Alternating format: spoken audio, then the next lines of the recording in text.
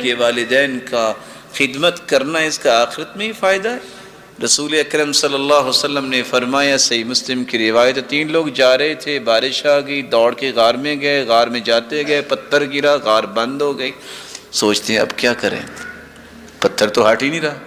ایک نے کہا یا اللہ، سب نے مشورہ کیا، کہا کہ اپنا اپنا عمل پیش کرو، یا اللہ تیری رضا کے لیے کیا تھا۔ ایک کہتے یا اللہ میں دودھ لاتا تھا، سب سے پہلے ماں باپ کو پلاتا تیری رضا کے لیے کہ ان کا زیادہ حق ہے۔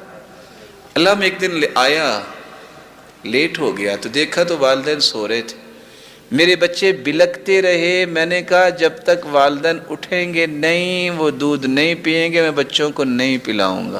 یا اللہ صبح ہو گئی اور صبح ہوئی، اللہ میں نے تیری رضا کے لیے اپنے بچوں کو بھی محروم رکھا، پتھر پیچھے ہٹا اور تینوں آزاد ہو گئے۔ اور بھائی نوجوانوں کو سمجھاؤ یہ والدین مصیبت نہیں بلکہ دنیا کی ہر مصیبت کو دور کرنے کا علاج ہے، یہ عبادت ہے، اس کا صرف آخرت میں فائدہ نہیں دنیا میں ہی فائدہ ہے۔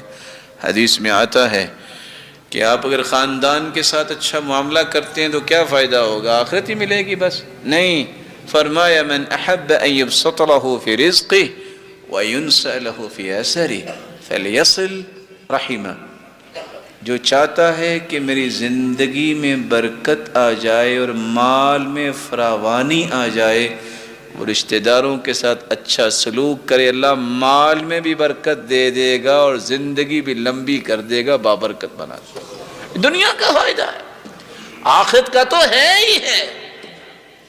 آپ کیا سمجھتے ہیں کہ کسی کے ساتھ نیکی کرنا، کسی کو معاف کرنا، صدقہ کرنا، اس کا آخرت میں ہی فائدہ ہے؟ حدیث کے الفاظ ہیں جو کسی کو معاف کرتا ہے اللہ دنیا میں اس کی عزت کو بڑھا دیتے ہیں۔ اللہ کے رسول نے فرمایا ہے جو تکبر نہیں کرتا، تواضع کرتا ہے، جتنی تواضع ہوگی اتنا اس کا مقام بڑھ جائے گا۔ اور قسم اٹھا کے اللہ کے رسول نے فرمایا جو صدقہ کرتا ہے اللہ کی قسم اس کا مال کم نہیں ہوتا، بڑھتا ہے۔ آپ کا کیا خیال ہے کہ انسان یہ سمجھتا ہے کہ کسی کے ساتھ خیر خواہی کرنا اس کا فائدہ صرف آخرت میں ہی ہے؟ من کان فی عون اخیہ کان اللہ فی عونہ، اور دنیا میں جو کسی کے لیے خیر خواہ بنتا ہے وہ اتنی نہیں خیر خواہی کرتا جتنی اللہ اس سے زیادہ کر دیتے ہیں۔